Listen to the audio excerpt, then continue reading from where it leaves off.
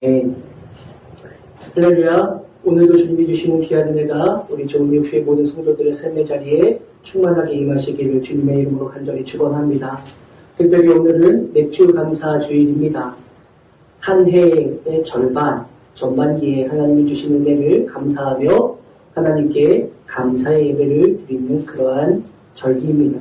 특별히 여러분 작년 1월부터 시작해서 지금 1년 반 정도를 지금 이렇게 코로나19 바이러스로 인해서 참 어려운 시기들을 우리가 지난 작년 한 해 또 올해 전반기까지 그리고 또 앞으로도 또 얼마나 더 이런 시기가 지나가게 될 것인가에 대해서 두려운 마음으로 그렇게 살아가고 있는데 그럼에도 불구하고 하나님께서 오늘 우리의 삶의 자리에서 말씀하시는 하나님이 우리에게 은혜를 베풀어 주는 그 은혜가 얼마나 큰 것이었는가라는 것을 다시금 돌이켜보면서 코로나 속에서도 우리의 모든 상황들과 형편들 어려움도 물론 많이 있었겠지만 그 모든 상황 속에서도 우리를 지키신 하나님의 은혜와 사랑을 감사드리는 복된 절기가 그런 은혜의 예배가 될 수 있기를 간절히 소원합니다.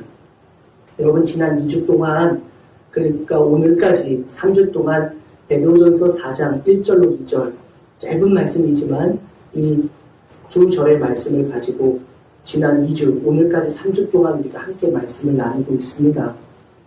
이 말씀을 통해서 우리는 지난주 2주 동안 두 구절 그리스도께서 이미 육체의 고난을 받으셨으니 라는 말씀과 또 너희도 같은 마음으로 라는 말씀을 가지고 2주 동안 함께 말씀을 나누었지요. 고난과 그 고난에 대하셨던 예수님, 그 예수님과 같은 마음을 삼아라 라는 말씀을 우리가 함께 나누었는데 오늘은 그 말씀과 연결하여서 우리가 1절에서 마지막 한 구절 오늘 제목과도 같은 말씀인데 갑옷을 삼으라 라는 이 말씀을 가지고 우리가 또 함께 말씀을 나누고 그 말씀 속에서 은혜를 나누고자 합니다. 십자가의 고난의 자리에서 가셨던 예수님과 같은 마음을 가져라 사도 베드로는 그렇게 권면하고 있지요. 그런데 단순히 같은 마음을 가져라 라고 권면하고 있지 않고 너희도 그 같은 마음으로 갑옷을 삼아라 라고 권면해주고 있습니다. 여러분 오늘 말씀의 제목과도 같은 이 갑옷을 삼으라 이 표현을 우리는 좀 주목해 보아야 합니다. 이 표현의 원문적인 의미를 우리가 살펴보면 스스로 무장해라 빈틈없이 준비해라 라는 의미를 가지고 있습니다.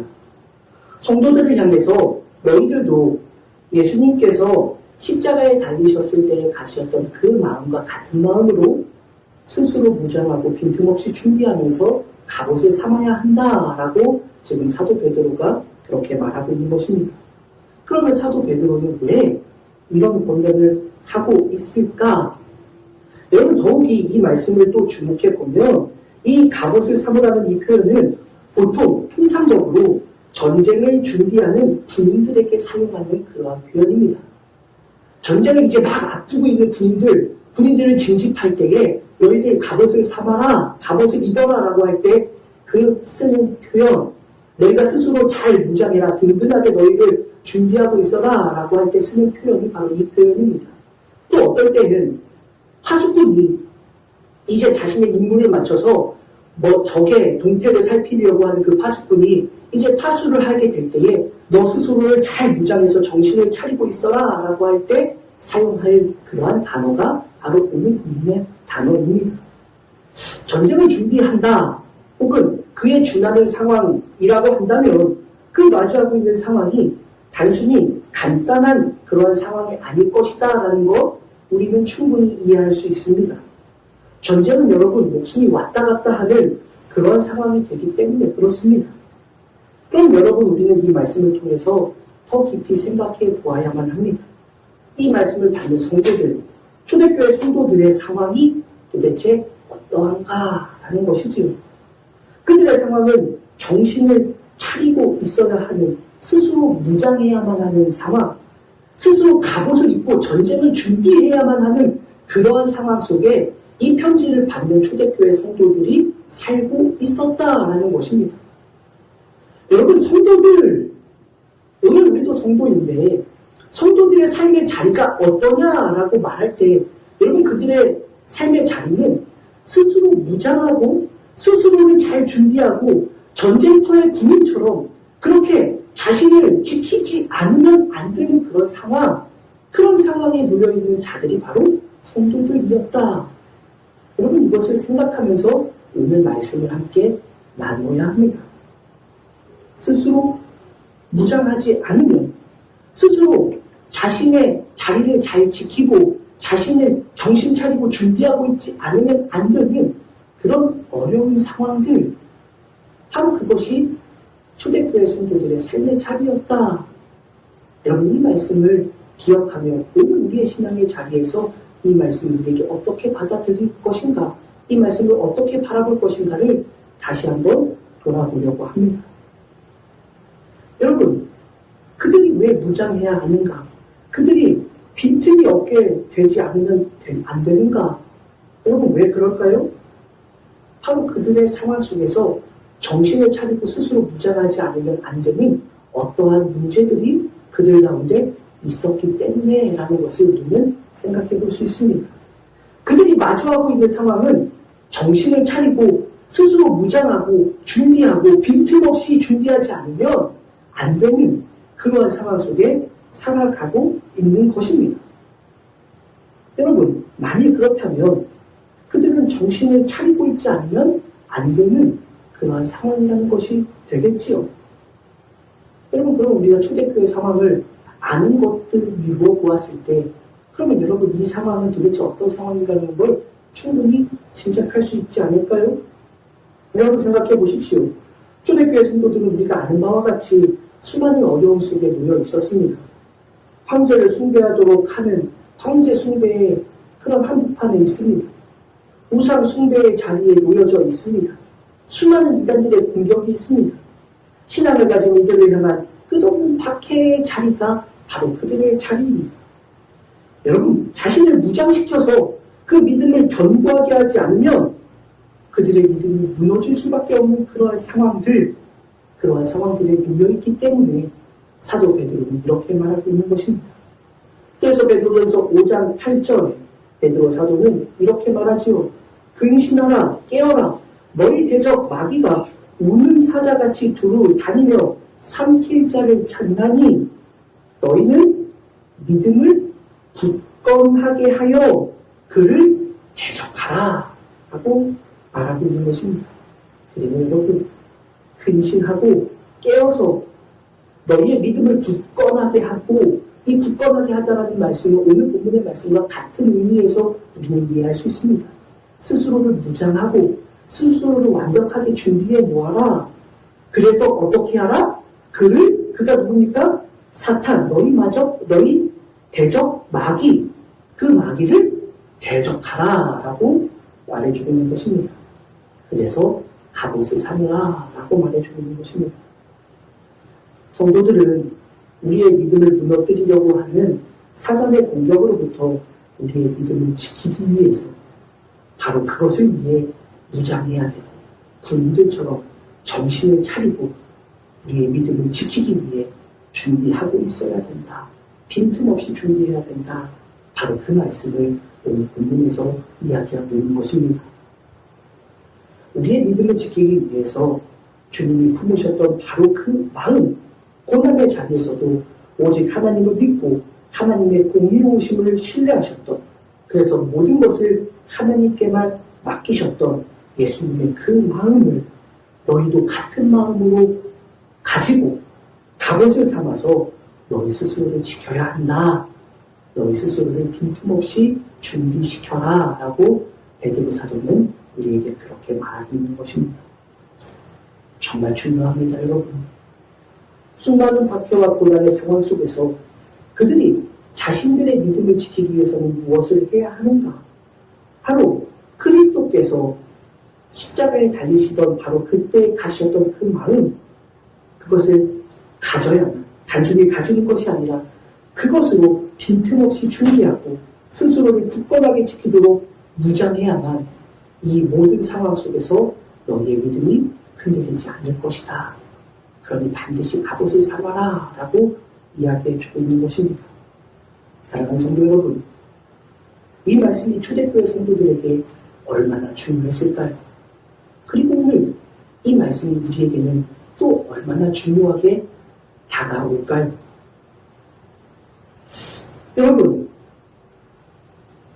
초대교회 성도들의 삶의 자리를 생각해보면 참 어려운 상황 아닙니까? 성도들의 믿음의 자리가 여러분 꽃길만 걷는 그런 것이 아니지 않습니까? 목숨을 걸어야만 그들의 신앙을 지킬 수 있었던 그런 상황 아닙니까? 여러분, 오늘 우리는 편한 자리에 앉아서 여러분 에어컨이 잘 나오고 아무리 습하고 더워도 에어컨이 나오고 편안한 자리에서 소리도 마이크를 통해서 잘 들리는 그러한 상황에서 편안한 자리에 등도 밝게 켜져 있는 그러한 예배당에서 누구도 우리의 예배를 뭐라고 하지 못하는 편안한 상황 속에서 우리는 예배를 드립니다. 그런데도 그 예배의 한 시간도 제대로 지키지 못하는 우리의 마음도 있는데 여러분 초대교회 상황은 전혀 그렇지 못했습니다. 예배를 드리고자 하면 목숨이 위태위태합니다. 예배를 드리고자 하면 편안한 자리에서 예배 드릴 수 없습니다. 캄캄한 동굴에서 초 하나 의지해서 어떨 때는 그 초도 켜지 못하고 깜깜한 어둠 속에서 죽음의 위협 앞에서 예배를 드렸던 바로 그들이 초대교회 성도들이었습니다. 여러분, 그러니 우리는 그 마음을, 그 상황을 사실 잘 이해하기 어렵습니다. 여러분, 그들의 상황이 어떠했는가? 히브리서 기자는 초대교회 성도들의 신앙의 자리가 이러한 자리였다는 것을 우리에게 정확하게 아주 분명하게 말해줍니다. 히브리서 11장 36절에서 38절 말씀 제가 공독해드리겠습니다. 또 어떤 이들은 조롱과 채찍질뿐 아니라 결박과 옥에 갇히는 시련도 받았으며 돌로 치는 것과 톱으로 켜는 것과 시험과 칼로 죽임을 당하고 양과 염소의 가죽을 입고 유리하여 궁핍과 환난과 학대를 받았으니 이런 사람은 세상에 감당하지 못하느니라. 그들이 광야와 산과 동굴과 토굴에 유리하였느니라 라고 성경은 우리에게 말씀해주고 있습니다. 여러분, 고난을 당하고 감옥에 갇히고 심지어 돌에 맞아 죽는 순교, 톱과 칼로 죽임을 당하기도 했습니다. 성도들의 신앙의 자리가 바로 그러했다는 것입니다. 여러분의 편한 자리가 아니라, 안락한 자리가 아니라 그들의 자리는 죽음을 내놓는 자리였다. 그게 바로 성도들의 삶의 자리였다는 것입니다. 신앙을 지키기 위해서 스스로 모든 것을 다 포기하고 양과 염소의 가죽을 뒤집어 쓰고 집을 쫓겨나가서 유리하며 스스로 궁핍해지고 환난과 학대를 받는 삶, 바로 그것이 성도의 삶이었다라는 것입니다. 여러분, 그게 믿음의 길입니다. 믿음의 길은 내 삶의 형통의 자리가 아니었다라는 것입니다. 내 삶의 모든 것을 포기해야만 가질 수 있는 그러한 길이 바로 믿음의 길이었습니다. 오늘날 사실 우리의 신앙의 자리와는 너무나도 많은 괴리감, 차이가 있어서 우리는 이해하기 좀 어렵습니다.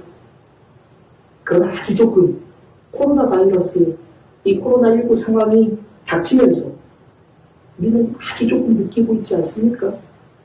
우리의 믿음이 조롱을 받고 비난을 받는 시대를 우리가 약간 경험하고 있습니다. 국가에서 여러분 예배를 드리지 말아야 한다라고 말하는 시대를 우리가 경험하기도 했습니다.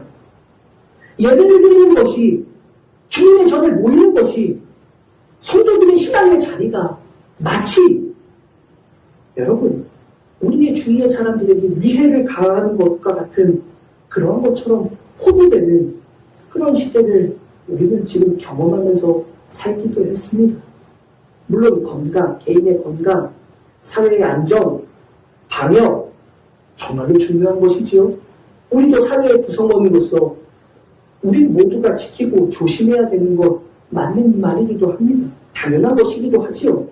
그렇지만 사실 그 안에는 성도들의 신앙을 무너뜨리고자 하는 그러한 것들이 분명히 있다라는 것 우리는 잊지 말아야 합니다. 부인할 수 없습니다.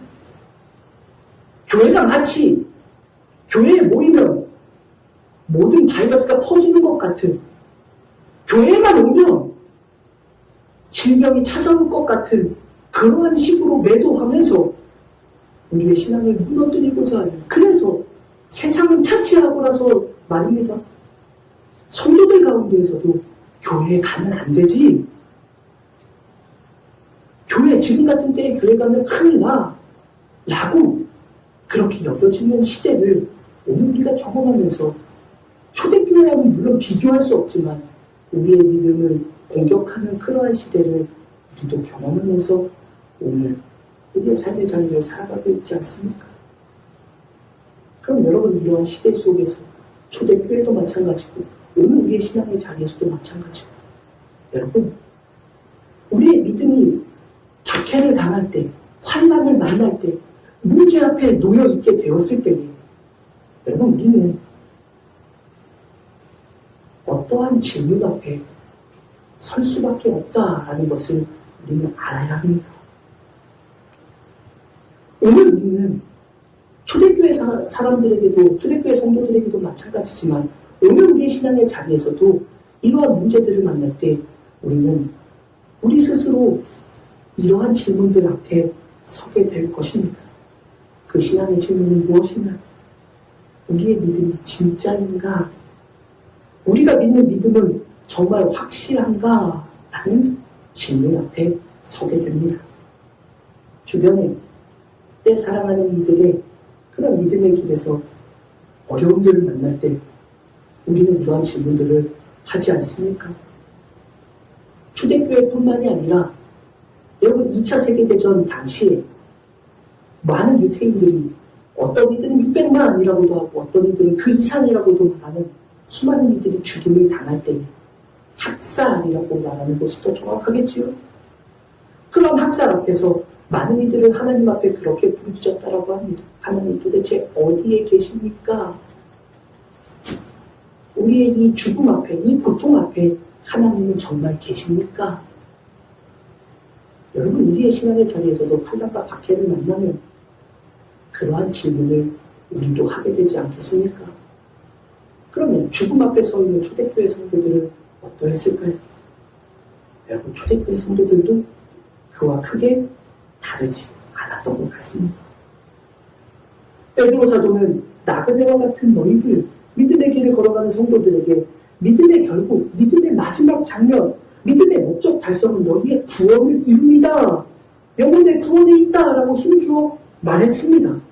그리고 우리가 가지고 있는 살아있는 소망, 그것은 바로 너희를 위하여 하늘에 간직해 두신 것이다 라고도 말했습니다.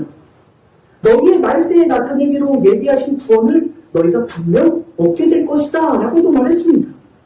너희의 믿음은 불로 연단하여도 얻는 금보다 더 귀하여서 주님 다시 오시는 날 칭찬과 영광과 존귀를 얻게 될 것이다. 그렇게도 말했습니다. 그럼 여러분, 지금 만나는 고통의 현실이 너무나도 큽니다. 그럴 때 우리의 믿음이 흔들릴 수 있습니다. 그리고 그 흔들리는 믿음 속에서 우리는 우리 스스로에게 이렇게 질문을 할 수 있습니다. 많은 질문들이 있겠지만 가장 대표적인 질문, 여러분 이런 거 아닐까요? 예수님이 진짜 그리스도이신가? 하는 그러한 질문, 물음말입니다. 왜 그럴까요? 실제로 초대교회 성도들은 예수님을 그들이 살아있는 동안, 예수님이 살아서 활동하시는 동안 그들을 만난 적이 없었기 때문에 그렇습니다. 베드로전서 1장 8절에 보면 예수를 너희가 보지 못하였으나 사랑하는도다. 이제도 보지 못하고 믿고 말할 수 없는 영광스러운 즐거움으로 기뻐하니 라고 말하고 있습니다. 그래요. 보지 못했습니다. 그들은 예수님을 만난 적이 없어요. 오직 예수님을 사도들에 의해서 알게 되었을 뿐입니다. 그러니 그들이 말하는 예수님이 과연 진짜인가? 정말일까? 우리의 믿음이 진짜 맞는 것일까? 라는 질문 여러분 할 수 있을 겁니다. 그래서 실제로 베드로 사도는 그러한 질문을 염두에 두고 이를 베드로후서에서 말하고 있습니다. 이 질문에 대한 답은 베드로후서의 말씀을 나눌 때 다시 한번 함께 말씀을 통해 살펴보겠습니다. 여러분도 이런 질문을 할 수 있을 겁니다.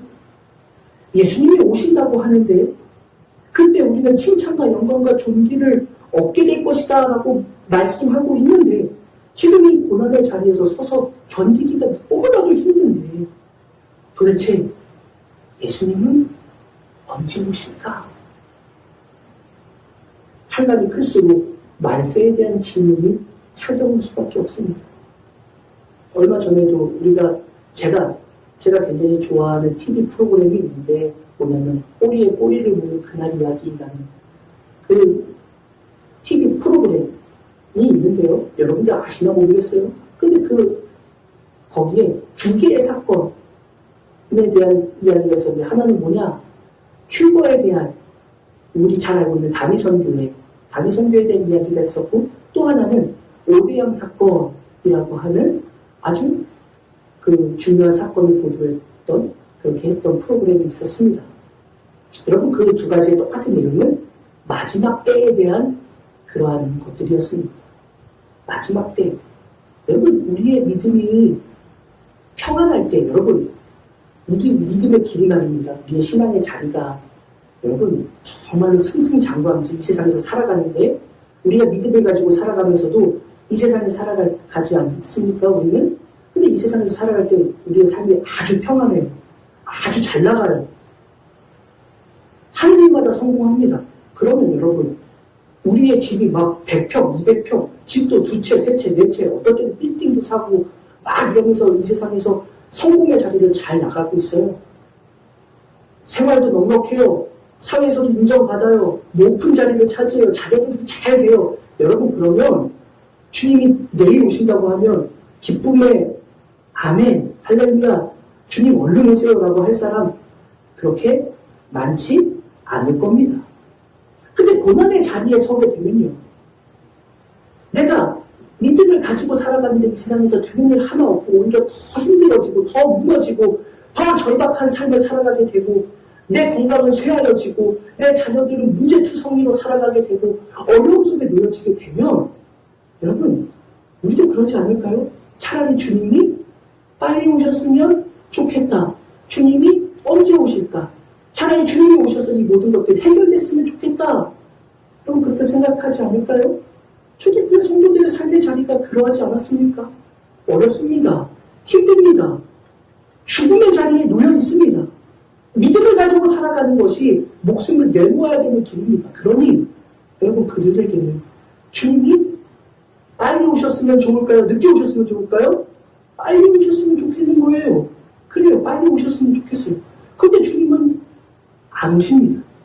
그들은 몰랐지만 그들은 알지 못했지만 2000년이 지난 오늘까지도 주님은 오셨어요? 안 오셨어요? 안 오셨어요. 물론 그동안 한국 땅에만 재림 예수가 약 67명, 지금은 또 어떤지 모르겠어요. 저도 예전에 통계를 들은 거라. 그렇게 활동하고 있지만 가짜잖아요, 가짜. 그게 아니라 진짜 예수님은 2000년이 지난 지금까지도 아직 안 오고 계세요. 그러니 여러분 그들에게 있어서 주님이 빨리 오셨으면 좋겠는데 여전히 안 오시는 예수님. 그러면 그 예수님이 진짜 오시는 게 맞나? 라는 생각을 할까요, 안 할까요? 할 것 같아요, 저도. 초대교회 성도라면 저도 그럴 것 같아요. 초대교회 성도들도 그랬던 것 같습니다. 베드로후서 3장 9절 베드로 사도는 이렇게 말합니다. 주의 약속은 어떤 이들이 더디다고 생각하는 것 같이 더딘 것이 아니라 그 앞에 8절에 보면 베드로 사도는 먼저 이렇게 말했습니다. 사랑하는 자들아 주께는 하루가 1000년 같고 1000년이 하루 같다는 이 한 가지를 잊지 말라. 왜 이렇게 말할까요? 성도들 가운데 어떤 이들은 주님의 약속이 너무 더딘 것 같습니다. 즉 예수님은 도대체 언제 오신다는 겁니까? 이렇게 기다리는데도 왜 예수님 오지 않습니까? 너무 늦는 거 아닌가요? 라고 묻는 이들이 있었다라는 것입니다. 그런데 그들이 그렇게 말하는 이유가 있어요. 3절, 4절에 보면 먼저 이것을 알지니 말세에 조롱하는 자들이 와서 자기의 정욕을 따라 행하며 조롱하며 이르되 주께서 강림하신다는 약속이 어디 있느냐? 이렇게 말했다라는 겁니다. 성도들을 미혹하게 하는 이들이 있었는데 그들의 미혹이 무엇이냐? 주님의 강림? 말세? 그게 어디 있어? 마지막 때가 있다는 말? 거짓말이야. 이렇게 말하면서 성도들을 미혹하는 자들이 있었다라는 겁니다. 시방 박해의 자리에서 마지막 때에 대한 약속이 사실이 아니라면, 주님이 다시 오신다는 그 약속이 진짜가 아니라면 여러분, 우리의 믿음은 헛것이 될 수밖에 없지 않겠습니까? 베드로 사도는 초대교회 성도들에게 이러한 신앙의 공덕이 있었다라는 것을 말해주고 있는 겁니다. 여러분, 오늘 우리는 어떻습니까? 학교에서는 창조론을 비웃고 진화론을 가르칩니다. 우주는 어떠한 우연한 한 별의 폭발로 인해서 형성되었다라는 빅뱅 이론을 가르칩니다. 세월이 흐를수록 종이 다양해지고 원숭이가 수많은 세월을 지내면서 사람이 되었다라고 가르칩니다. 그래서 우리도 은연중에 좀 약간 이상한 행동을 하거나 약간 조금 그런 행동을 하는 사람들도 우리 우스갯소리로 쟤는 진화가 들댔어. 내게 털이 많으면 진화가 들댔어. 우스갯소리로 우리도 그렇게 말하지 않습니까? 여러분, 세상은 그렇게 믿음을 부정합니다. 세상 사람들은 또 교회를 비방하면서 예수님은 그저 한 사람의 좋은 사람, 좋은 선생, 그런데 그의 추종자들이 그를 그리스도로 만들었다라고 비방하기도 합니다. 그래서 마지막 때는 없는 거예요. 이 세상에서만 잘 살면 돼 라고 말합니다. 또 여러분, 마지막 때가 없다라는 말은 신앙에 대한 전면 도전입니다. 마지막 때는 없는 거야. 죽으면 끝이야 라는 그 말은 여러분, 우리의 신앙에 대한 전면 도전입니다. 왜요? 마지막이 없다면 우리의 영혼의 구원은 헛된 말이기 때문에 그렇습니다. 마지막 때에 하나님 앞에 칭찬과 영광과 존귀도 없는 것이기 때문에 그래요. 왜요? 마지막 때가 없으면, 죽으면 끝이면 하나님 앞에 칭찬과 영광과 존귀가 무슨 말이 됩니까? 말 장난일 뿐이 아니다라는 것으로 그들은 이야기하는 겁니다. 주님이 다시 오시는 것이 없다면, 우리가 사는 것이 다만 이 세상뿐이라면 사도 바울이 지적하는 것처럼 우리처럼 불쌍한 사람들이 어디 있겠느냐? 사도 바울이 말하고 있지 않습니까?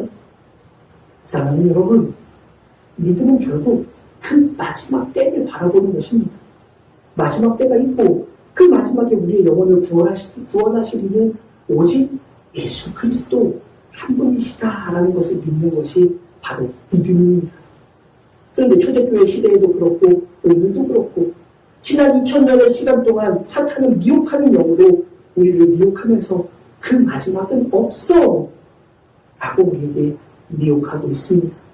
우리의 믿음을 흔들어 놓으려고 합니다. 그래서 성경은 바로 그 미혹 앞에 우리의 믿음이 흔들리지 않도록, 그 미혹에 빠지지 않도록 갑옷을 삼아라 라고 말하고 있는 것입니다. 사도 바울은 에베소의 성도들을 향해서 하나님의 전신갑주를 취하라 라고 말합니다. 이는 악한 날에 너희가 능히 대적하고 모든 일을 행한 후에 서기 위함이다 라고 말하는데, 여기서 대적하는 자가 누구입니까? 통치자들, 권세들, 이 어둠의 세상 주관자들, 하늘에 있는 악의 영들이 바로 너희가 상대해야 하는 이들이다 라고 사도 바울은 그렇게 말해줍니다.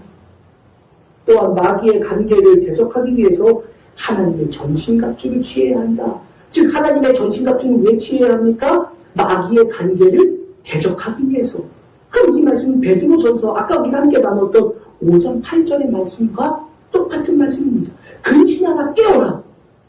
너희 대적 마귀가 우는 사자와 같이 너희를 삼키려고 두루 다닌다. 그러니 너희는 그를 대적하라 라고 말하고 있지요. 그럼 똑같은 이야기를 우리는 사도 바울을 통해서도 베드로 사도를 통해서도 듣고 있는 것입니다. 무엇이라고요? 사단은 우리를 미혹하기 위해, 우리를 무너뜨리기 위해서, 우리의 믿음을 빼앗기 위해서 돌아다니며 우리를 집어삼키기 위해서 끊임없이 공격합니다. 그래서 깨어야 됩니다. 근신해야 됩니다. 그리고 하나님의 전신갑주를 취해서 마귀와 대적해야 된다라고 우리에게 말해주고 있는 것입니다. 그러나 여러분, 바로 이 말씀이 갑옷을 삼라 라는 말씀을 하고 있는 것입니다. 그런데 여러분, 갑옷을 삼아서 지켜야 되는데 이 지키라는 이 말씀을 너희의 믿음을 지켜라라는 말씀을 어떻게 지켜야 되는가?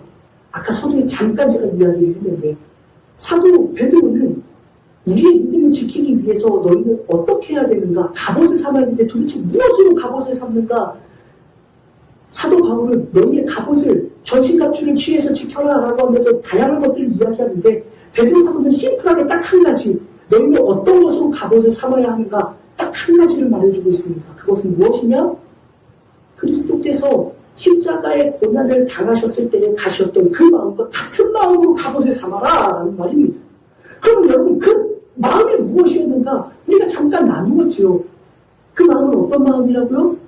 하나님은 공의로우시고 신실하시기 때문에 하나님께 모든 것을 맡깁니다라는 그 마음으로 너희가 같은 마음을 가지고 그 마음으로 갑옷을 삼아라 라는 것입니다. 그럼 여러분 공의로우시다 신실하시다라는 것부터 나누었는데 지금 이것은 말씀과 연결해서 베드로 사도는 무엇을 이야기하고 있는가? 여러분 이것이 정말 중요합니다. 3주 동안 사실 말씀을 나누는 모든 것들은 바로 이것 하나에 규결되는 겁니다. 여러분 중요해요. 많은 이야기를 할 게 참 많이 있지만 여러분 이게 핵심이에요. 무엇이냐? 주님이 십자가에 달려 죽으셨을 때에 십자가에 못 박히실 때에 하나님은 공의로우십니다. 하나님은 신실하십니다. 그러니 하나님께 모든 것을 맡기겠습니다라고 하셨던 그 마음을 너희도 가져야 된다. 그 마음으로 무장해야 된다. 너희 믿음을 스스로 지켜야 된다. 라고 말하고 있는데 그 마음은 도대체 무엇이냐? 여러분 하나님 공의로우시다. 신실하시다. 여러분 그것에 대해서 우리가 나누었잖아요. 근데 이것을 마지막 때와 연결해서 사도 베드로는 말하고 있어요. 그럼 마지막 때와 연결해서 본다면 이 말씀은 무엇인가? 여러분 베드로전서 4장 7절의 말씀을 보면 만물의 마지막이 가까이 왔으니 라고 말합니다. 여러분 이 말은 마지막 때가 언제인가 이때다 저때다 그 말을 하는 것이 아닙니다. 마지막 때가 가까이 온 거예요. 왜? 여러분 생각해 보세요. 마지막 때가 언제예요? 아는 분 있어요? 그 다니선교 이장님 목사는 그것을 마지막 휴거 때 1999년 노스트라다무스가 예언한 그때로부터 7년 환란이 있을 거니까 그 마지막 때 7년 환란 전 그러면 92년이 되잖아요. 그죠?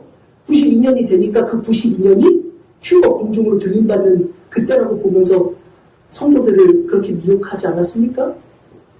마지막 때에 대한 이야기를 하는 사람들도 많이 있었어요. 우리가 잘 알고 있는 성 어거스틴도 마지막 때를 예언하기도 사실 했었습니다. 여러분 우리 마지막 때에 굉장히 중요해요. 근데 마지막 때가 언제인지를 아는 사람은 아무도 없어요. 예수님도 알지 못한다라고 말씀하셨어요. 그런데 중요한 건 있어요. 마지막 때는 있다 없다? 있어요. 그러니 여러분 만물의 마지막이 가까이 왔으니 이라는 이 말은 사실 2000년 전에 베드로 사도가 한 얘기니까 거짓말이에요? 거짓말이잖아요. 2000년이나 남았는데 무슨 마지막 때가 가까이 왔어요? 그게 아니에요. 여러분 마지막 때는 분명히 가까이 왔어요. 왜요? 어제보다 오늘은 마지막 때에 더 가까이 왔어요? 안 왔어요? 왔어요. 하루 더 가까이 왔어요. 언제인지 주님이 다시 오시는 날 언제인지는 몰라요. 그렇지만 어제보다 오늘은 분명히 더 가까이 왔다 안 왔다? 왔어요. 그러니 만물의 마지막이 가까이 왔으니라는 말은 주님의 마지막 때가 있고 그 마지막 때에 오늘 우리는 하루하루 더 가까워져 가고 있다 없다? 있다라는 말이에요. 그럼 이 말은 분명한 진리인 거예요. 마지막은 만물의 마지막은 가까이 있는 게 있어요. 그래요. 그런데 그 마지막 때에 하나님의 공의로우심은 무엇인가? 주님이 믿으셨던 하나님은 공의로우시다라는 그 말씀은 무엇인가? 여러분 이 말씀이 정말 중요해요. 예수님이 믿으셨던 그 마음. 예수님도 사실 십자가에 달리실 때 우리가 나누었던 것처럼 그 모든 것들이 두려워서 예수님조차도 이 잔을 내게 좀 옮겨주세요라고도 기도하시지 않았어요? 그런데 주님은 마지막에 뭐라고 말씀하셨느냐? 기도하셨느냐? 아버지의 뜻대로 되기를 원합니다 라고 기도하셨어요. 자, 그 말이 무엇이냐? 아버지의 그 뜻이 무엇이냐? 그것은 마지막 심판이라는 것을 예수님은 알고 계셨던 거예요. 그러니 마지막 때와 연결해서 하나님의 공의로우심은 무엇이냐? 마지막 때, 하나님의 마지막 심판의 때는 변하지 않는다라는 그 믿음이 예수님의 믿음, 예수님의 마음이셨다라는 겁니다. 바로 그 마음으로 너희도 같은 마음을 가지고 너희의 믿음을 지켜라 라고 사도 베드로는 말하는 겁니다. 무슨 마음이요? 마지막 때가 있다라는 그 마음으로. 마지막 말세를 살아가고 있는 너희들의 믿음은 분명 이것이 되어야 된다. 어떤 믿음? 마지막 때가 있다. 주님의 심판의 때가 있다. 예수님이 다시 오실 재림의 때가 있다라는 그 믿음으로 너희가 갑옷을 삼고 살아라 라는 것입니다. 여러분, 바로 그것이 예수님의 마음이셨던 거예요. 요한복음 3장 16절 우리가 잘 아는 말씀에도 그렇게 말씀하고 있죠. 하나님이 세상을 처음 사랑하사 독생자를 주셨으니 이는 그를 믿는 자마다 멸망하지 않고 영생을 얻게 하려 하시니라. 17절 하나님이 그 아들을 세상에 보내신 것을 세상을 심판하려 하심이 아니요 그로 말미암아 세상이 구원을 받게 하려 하심이라. 그래요. 예수님이 십자가에 달리실 수 있었던 이유는 무엇이냐? 하나님이 예수님을 보내신 목적은 마지막 때에 예수님을 통해서 구원받는 이들이 많아지기를 원하셨던 하나님의 그 마음을 아셨기 때문입니다.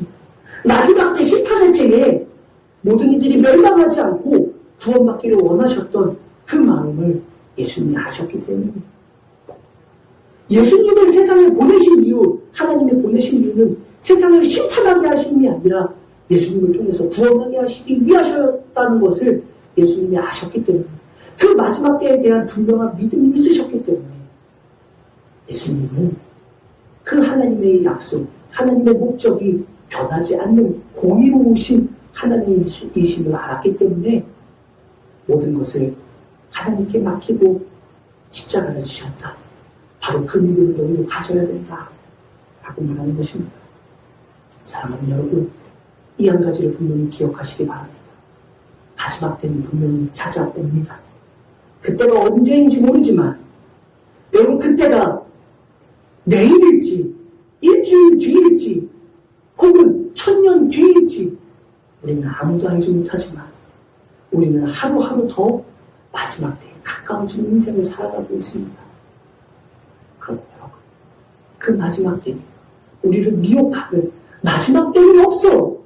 마지막이 무슨 말이야. 이 세상 죽으면 끝이지. 그러니 너희 이 세상에서 행복하게만 살면 돼. 잘 살면 돼. 너희를 만족하면서 살면 돼. 그게 너희의 마지막이야 라고 말하는 사탄의 공격을 대적하기 위해 주님이 품으셨던 그 마음, 마지막 때는 변하지 않고 분명히 확실하게 있다라는 그 믿음, 그 마지막에 대한 믿음으로 오늘을 살아가고 오늘을 그 믿음 안에서 굳건하게 지켜가는 복된 믿음의 자녀들이 되시기를 주님의 이름으로 간절히 축원합니다. 말씀을 마무리합니다. 우리가 이 짧은 한 절의 말씀을 사실 3주에 걸쳐서 3개의 구절을 우리가 함께 나누는데 여러분 결론은 그거예요. 마지막 때를 살아가고 있는 우리들에게 주님의 심판의 때를 바라보며 기억하며 믿음을 놓치지 않는 거룩한 믿음의 자녀들이 되어라. 우리에게는 바로 그 살아있는 소망이 예수 그리스도시다라는 것을 베드로 사도는 우리에게 분명히 말해주고 있는 것입니다. 조금 말씀이 길어졌지만 여러분이 말씀을 붙잡고 살아가는 복된 믿음의 자녀들이 되시기를 주님의 이름으로 간절히 축원합니다. 주님이 다시 오십니다. 그 오실 때에 칭찬과 영광과 존귀를 얻을 수 있는 거룩한 자녀들로 살아가기 위해서는 주님의 약속은 변함이 없다. 그러기 위해서 그 믿음을 위해 그 십자가의 모든 고통까지도 감내하시고 하나님께 맡기셨던 예수 그리스도의 마음을 품고 세상의 어떤 미혹 앞에서도 사탄의 공격 앞에서도 바로 그 주님의 마음을 갑옷 삼아 무장하여서 빈틈없이 지켜서 우리의 믿음을 아름답게 세워나가는 거룩한 주님의 자녀들이 되시기를 주님의 이름으로 간절히 축원합니다. 기도하겠습니다. 하나님 감사합니다. 오늘도 주신 말씀을 통해 우리의 믿음의 자리를 다시금 돌아보게 하여 주옵소서. 하나님, 주님이 다시 오십니다. 하나님의 심판의 때는 정함이 있다라는 것을 우리는 분명히 믿게 하여 주옵소서. 마지막 때에 우리에게 허락되어진 구원의 소망이 흔들리지 않도록 주님이 가셨던 그 마음으로 갑옷을 삼고 우리의 믿음을 굳건하게 지켜나가는 거룩한 주님 자녀들이 될 수 있도록 주님 은혜를 더하여 주옵소서. 감사를 드리고 거룩하신 예수님의 이름으로 간절히 기도드립니다. 아멘.